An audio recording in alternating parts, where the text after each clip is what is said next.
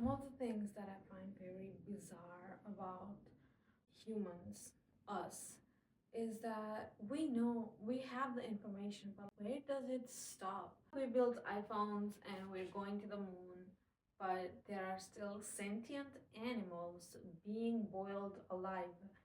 Where does that leave us?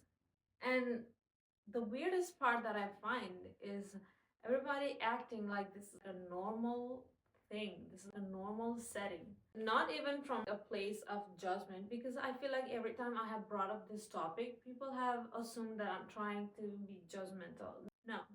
Zoom out for a second and imagine explaining this to a more enlightened civilization. There is a civilization that is far more advanced and far more enlightened than us, and you're explaining that you know that it hurts the animal when you boil it, but the food still doesn't stop. So where does morality lies here? There is this essay that I read, it's called The Meat Paradox. It's by Steve Loffman. I'm not sure if I remember his last name. Even when you realize animals have mind or they are a sentient being, it doesn't really change your actions. And you just go saying like, nah, probably it's not that aware. And I feel like the language that we use helps a lot with this editing. For example, instead of calling it dead cow, we call it beef, so it's more digestible. Instead of calling dead pig, we call it pork, so it sounds like food. Also, the most bizarre word that I find is seafood.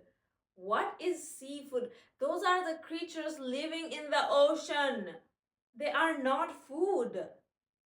Imagine the first guy that walked up to the ocean. I understand during the caveman period, there was nothing else and you had to survive. And tomorrow, if something comes down and you have to survive, you'll kill that bunny again. I get it. But we have so much resources, so much food, so much. We got it all. We have so many things. There's so many products. Why are we still boiling animals alive? I just feel like we are not as evolved as we think. Smart enough to question a lot of things, but also not consistent enough to change everything.